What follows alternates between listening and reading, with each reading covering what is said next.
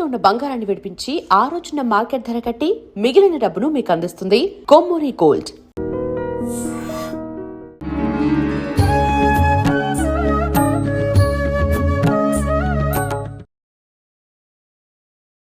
నమస్కారం, welcome to I dream. ధర్మ మార్గం విత్ విజిత కార్యక్రమానికి స్వాగతం. ప్రస్తుతం మనతో పాటు ఉన్నారు ప్రముఖ జ్యోతిష్య వాస్తు పండితులు, లలిత అమ్మవారి ఉపాసకులు శ్రీ శ్రీ శ్రీ నానాజీ పట్నాయక్ గారు. ఇప్పుడు వారితో మాట్లాడి మరిన్ని విషయాలు తెలుసుకుందాం.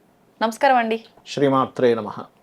సాధారణంగా మన అంటే బంధువుల ఇంటికే కానివ్వండి, ఫ్రెండ్స్ ఇంటికే కానీ వెళ్ళినప్పుడు వెళ్ళే వరకు ఒక ఆత్రం ఉంటుంది, వాళ్ళ ఇంటికి వెళ్ళాలి వెళ్ళాలి అనే ఎగ్జైట్మెంట్. తీరా వెళ్ళిన తర్వాత ఎందుకు వచ్చానా అనిపిస్తుంది వెళ్ళిన కొన్ని నిమిషాలకే. అంటే అక్కడ వాస్తు ప్రభావం ఏమైనా ఉంటుందంటారా? ఏదైనా నెగిటివ్ ఎనర్జీనా, లేకపోతే అక్కడ ఉన్న మనుషుల ప్రభావమా? అసలు ఏంటి రీజన్ ఏంటి, ఎందుకు అలా అనిపిస్తుంది? వాస్తు ప్రభావం ఖచ్చితంగా ఉంటుందండి, మనుషుల ప్రభావం కూడా కొంత ఉంటుంది. ఇంట్లో గనక నెగటివ్ ఎనర్జీస్ నైరుతి ద్వారా వస్తూ ఉంటాయి. అందుకే మన వాళ్ళు నైరుతి గది చీకటిగా ఉండాలంటారు. చీకటిగా లేకుండా ఎక్కువ వెళ్తుండి అక్కడ ఉన్నప్పుడు ఏమైపోతుంది, ఇంట్లో వాళ్ళ మీద దాని ఎఫెక్ట్ పడుతుంది. ఎందుకు నైరుతికి చెప్పారంటే, నైరుతి ఏదైతే ఉంటుందో అది 3 గ్రహాల సమ్మేళనంతో ఉంటుంది. రాహు అధిపతి నైరుతికి. ఇటువైపు పశ్చిమ వైపు వస్తే శనాధిపతి, దక్షిణం వైపు వెళ్తే కుజుడు అధిపతి. సో కుజుడు రాహువు శని ప్రభావం కనుక ఎక్కువగా ఉంది అంటే ఆ నైరుతి వైపు ఏదైనా దోషాలు ఉన్నాయనుకోండి, ఆ ఇంట్లో ఉండే వాళ్ళ ఆలోచన విధానం మీద, వాళ్ళ బిహేవియర్ మీద ఎఫెక్ట్ పడుతుంది. అంటే ఎప్పుడూ గొడవలు పడడం, కోపంగా ఉండడం, లేకపోతే చిరాకుగా ఉండడం. అక్కడికి మనం వెళ్తే మనకు చిరాకుగా అనిపించడం. ఇది ఒక మంచి ఉదాహరణ. ఎందుకంటే చాలామందికి వాస్తుందా లేదా అనేటువంటి విషయంలో ఇది అర్థమైపోతుంది. అక్కడికి వెళ్ళగానే ప్లెజెంట్గా ఉంది అంటే వాస్తు బాగుంది, ప్లెజెంట్గా లేదు అంటే ఇబ్బంది. అయితే కొన్ని సందర్భాల్లో ప్లేస్ ప్లెజెంట్గా ఉంటుంది కానీ వాళ్ళకి కలిసి రాదు ఒక్కోసారి. అది ఎప్పుడు అంటే, చూడ్డానికి అక్కడ ఉండే వాతావరణం అంతా నీట్గా ఉంటే మనకు ప్లెజెంట్గా అనిపిస్తుంది, కానీ అక్కడ నిర్మాణంలో అది ఆయ సంబంధమైన దోషం ఉండొచ్చు, పద సంబంధమైన దోషం ఉండొచ్చు, నిర్మాణంలో లోపల ఉండే వాష్రూమ్ సంబంధించిన దోషాలు ఉండొచ్చు. ఆయా అంటే ఏంటి, పద అంటే ఏంటి? ఆయం కట్టడం అంటే అసలు మీరు అంటే లెంత్ అండ్ విడ్త్ ఎంత ప్లేస్లో కడుతున్నారు ఇది ఆయం. అంటే ధ్వజాయమా, కాకాయమా, లేకపోతే వృషభాయమా, సింహాయమా అని ఇలా ఉంటాయి. అది ఎట్లా కడుతున్నారు అసలు. ఆయం అనేటువంటిది కేవలం ఇంటికే కాదు, టేబుల్ కూడా కడతారు ఆయం. ఇది ఎట్లా, ఇది అంటే ఏ దిశలో పెడుతున్నాము, అక్కడ ఉండే టేబుల్ ఎంత ఉండాలి, తూర్పు దిశలో ఉండే ఈశాన్యంలో పూజ గది కడుతున్నాము, పూజ గది ఎంత ఉండాలి, ఇవన్నీ ఆయం. కాకపోతే ఇవాళ రేపు ఆయం ఎవరు కట్టట్లేదు, చాలా తగ్గిపోయింది. ఎవరో చాలా రేర్గా. నేను కూడా కడుతుంటాను, ఆయం కట్టే ఇస్తుంటాం ప్లానింగ్స్. కాకపోతే కొన్ని సందర్భాల్లో మనం ఆయం కట్టలేని పరిస్థితి ఉంటుంది. చిన్న స్థలం ఉంటుంది, అందులో మీరు ఆయం కడితే ఉన్న స్థలం కాస్త తగ్గిపోద్ది. కాబట్టి ఆయం కట్టలేని పరిస్థితుల్లో మనం మామూలుగా ఇప్పుడు పదాన్ని లెక్క కట్టి, ఆ పదం బట్టి ద్వారం ఎక్కడ పెట్టాలి, పదం బట్టి మనకి వాష్రూమ్స్ ఎక్కడ ఉండాలి, ఎక్కడ ఏ యాక్టివిటీ చేయాలనే దాని మీద కూడా ఇంట్లో ఉండే వాస్తు కంప్లీట్ పాజిటివ్గా పనిచేస్తూ ఉంటుంది. ఆ రకంగా ఉన్నప్పుడు ఆ ఇంట్లో వాళ్ళు హ్యాపీనెస్గా ఉంటారు, వెళ్ళిన వాళ్ళకి బాగుంటుంది. సర్వసాధారణంగా ఇంటికి వెళ్ళిన వాళ్ళతో సంబంధాలు సరిగ్గా ఉండట్లేదు అంటే తూర్పు ఈశాన్య దిశ పాడయ్యి అని అర్థం. తూర్పు ఈశాన్య దిశ పాడైనప్పుడు ఏమవుతుంది అంటే, తూర్పు ఈశాన్యంలో ఎంటర్టైన్మెంట్ జోన్ అంటారు. అంటే వెళ్ళిన వాళ్ళకి హ్యాపీనెస్ ఉండదు, అక్కడ ఉండే వాళ్ళు సరిగ్గా రిసీవ్ చేసుకోలేక ఇబ్బంది పడుతూ ఉంటారు. కాబట్టి తూర్పు పాడైన సామాజికమైనటువంటి విషయాల్లో ఇబ్బంది రావడము, వాళ్ళ ఎంజాయ్మెంట్గా లేకపోవడం, ఇంట్లో ఉండే వాళ్ళ మధ్య సఖ్యత లేకపోవడం జరుగుతూ ఉంటుంది. అందుకని సర్వసాధారణంగా మనకు శాస్త్రంలో చెప్పింది ఏంటంటే, చతురస్రాకాలను కట్టుకోమంటాడు. అప్పుడు జోన్స్ అన్ని బ్రహ్మస్థానం నుంచి జోన్స్ అన్ని ఈక్వల్గా వెళ్తాయి. ఇప్పుడు మనకి తూర్పులో లైట్ గ్రీన్ కలర్ ఉండాలి ఎప్పుడు కూడా కలర్. ఎందుకంటే ఒక కలరు, కట్టడము, పదము, ఆయము, ఇంట్లో ఎటువంటి యాక్టివిటీ చేస్తున్నాము అనేది కూడా మనకి ప్రభావం చూపిస్తుంది. పూర్వశ్యతు సభాగరం చెప్పారు శాస్త్రంలో. అంటే తూర్పు దిశలో మీరు సిట్టింగ్ ఏరియా వేసుకోవాలి, తూర్పు దిశలో లైట్ గ్రీన్ కలర్ ఉండాలి.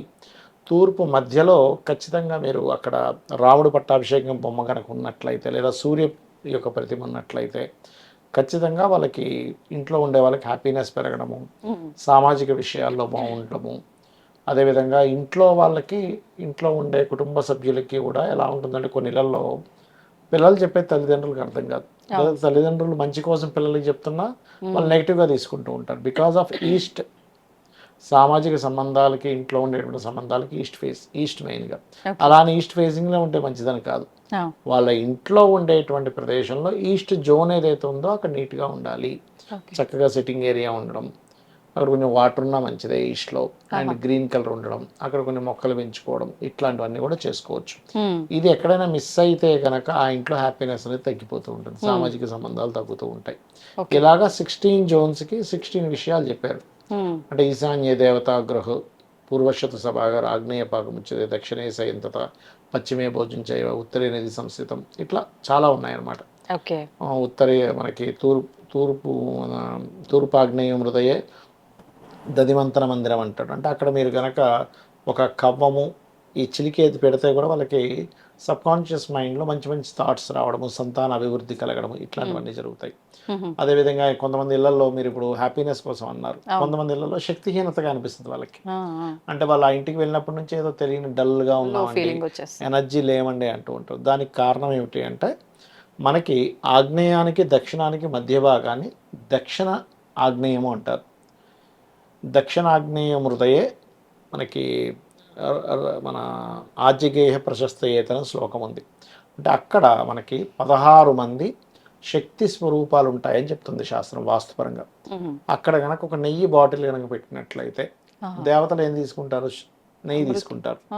అంటే అమృతం తాగుతారు, నెయ్యిని తీసుకుంటారు. మన ఆజ్యం అదే వేస్తాం కదండి, హోమాలు జరిగేటప్పుడు నెయ్యే వేస్తాం కదా. అలా ఆవు నెయ్యిని కనుక అక్కడ పెట్టినట్లయితే ఇంట్లో ఉండే వాళ్ళకి ఆ శక్తి అనేటువంటిది ఆ దేవతల ద్వారా పొందుతారు. అప్పుడు ఎనర్జెటిక్ గా ఉంటారు. చాలా మంది ఇళ్లలో ఏంటంటే వాళ్ళ ఎనర్జీ లేకపోవడం వల్ల వాళ్ళ ఇంట్లో వాళ్ళ సఖ్యతలు తగ్గిపోతుంటాయి. అబ్బా చిరాగ్గా ఉంది, ఇప్పుడు నువ్వేంది ఇవన్నీ అడుగుతున్నావు అంటూ ఉంటారు. సో ఇవన్నిటికీ కారణం ఏంటంటే కొన్ని ఎక్స్పెక్టేషన్స్ ఫుల్ఫిల్ అవ్వకపోవడం, ఆ ఇంటికి వెళ్ళినప్పటి నుంచి లాసెస్ రావడం, అవన్నీ వీళ్ళ మీద పడుతూ ఉంటుంది. వీళ్ళు ఒకటనుకుంటే ఒకటి జరగడం, ఈ కమ్యూనికేషన్ సరిగ్గా లేకపోవడం, కుటుంబ సభ్యుల మధ్య కమ్యూనికేషన్ సరిగ్గా లేకపోయినా ఆ ఇంట్లో ఉన్న వేస్ట్ అయిపోతుంటుంది. సో ఇదంతా కారణం. ఇప్పుడు మీరు అన్నట్టు ఇలా పాడైపోయిన ప్రదేశానికి మనం వెళ్తే మన ఫీలింగ్ అలా ఉంటుంది అన్నారు. అది ఎప్పటి వరకు మన పైన ప్రభావం ఉంటుంది, క్యారీ ఎప్పటి వరకు అవుతుంది? ఆ ఇల్లు సెట్ చేసుకోగలగాలి. అంటే వెళ్ళి వచ్చిన వాళ్ళకి గెస్ట్కి ఇట్స్ డిపెండ్ ఆన్ వాళ్ళ జన్మజాతకం బట్టి ఉంటుంది. అంటే వాళ్ళ జన్మజాతకంలో లో అంటే లగ్నం లోగా ఉంది, అంటే లగ్నం పాపగ్రహాలతో సంబంధం కలిగి ఉంది, సన్ వీక్ గా ఉన్నాడు, అప్పుడు వాళ్ళకి 1-2 days ఉండొచ్చు. అలా ఏమి అంటే అక్కడ నుంచి రాగానే క్లియర్ అయిపోతుంది. అంటే దానంతా అదే పోతుంది, మనం ప్రత్యేకించి పరిహారం చేయాలి. మేము వాస్తుకి నా స్టూడెంట్స్కి కూడా చెప్తుంటాను, మీరు అనుష్ఠానం చేయండి వాస్తు చూసేటప్పుడు. అనుష్ఠానం లేకుండా వాస్తు కానీ జ్యోతిషం కానీ చెప్పకూడదు. ఎందుకు అంటే ఇప్పుడు మీరు అనుష్ఠానం చేస్తే ఒక ఇంటికి వాస్తుకి వెళ్ళినప్పుడు ఆ ఇంటి వాస్తు సంబంధించిన దోషాల గురించి చెప్పేటప్పుడు అక్కడ ఉండేటువంటి కొన్ని నెగటివ్ ఎనర్జీస్ నిన్ను పట్టుకుంటాయి వచ్చి. నువ్వు క్లియర్ చేస్తున్నావు కదా, ఇన్ని రోజులు వాళ్ళ పిక్కు తింటుంది, నువ్వు అది తీసేస్తున్నావు, నిన్ను పట్టుకుంటుంది. అనుష్ఠానం ఉంటే నేను పట్టుకోలేదు అది. అందుకే ఖచ్చితంగా అనుష్ఠానం చేయమంటారు. నా దగ్గర ఒక 2 స్టూడెంట్స్ అయితే ఇట్లాగే తెలియకి వెళ్ళి చూసి వచ్చేసారు, 2 వారాలు అడ్డం పడ్డారు. ఆ ఇంటికి వెళ్ళినప్పటి నుంచి అంటే ఆ ఇంట్లో ఎనర్జీ అలా ఉంది. అలాగే జాతకం చెప్పేటప్పుడు కూడా ఎందుకు అనుష్ఠానం ముఖ్యం అంటే చెప్పేది నువ్వు కాదు, చెప్పించేది అమ్మవారు. ఒక్కొక్కసారి ఏమవుతుంటుంది అంటే మనం పొరపాటున తప్పుగా వేసినా కూడా అక్కడ చక్రం తప్పుగా చూస్తున్నా కానీ నీ నోటి నుంచి పలికించేది అమ్మవారు సరిగ్గానే పలికిస్తుంది అవతల వాడికి. అందుకని అనుష్ఠానం ఈజ్ మోస్ట్ ఇంపార్టెంట్ అన్నమాట. ఓకే, అట్లా. ధన్యవాదాలండి. శ్రీమాత్రే నమః. And for more videos, please subscribe to iDream channel. Subscribe to iDream Media. Please subscribe to iDream. Please subscribe to iDream. Please subscribe iDream. And please subscribe to iDream. For more videos, subscribe to iDream. please like, share and subscribe to the channel. Congratulations, iDream. Subscribe to iDream. Subscribe to iDream. So subscribe to iDream Media. iDream ki iDream team andarki huge congratulations. Please subscribe iDream Media. Please subscribe to iDream. Subscribe iDream. Please subscribe to iDream. iDream అంటే నా కళల channel subscribe చేసుకున్న నోరు తిరుగుతలేదు, మీరైతే గంట గుర్తు కొట్టండి. For more such videos, please subscribe to iDream. Subscribe to iDream. Please subscribe to iDream. Please subscribe iDream Media. Please do subscribe to iDream. Please subscribe to iDream Media. For best entertainment and information, please subscribe iDream. And don't forget to subscribe to iDream.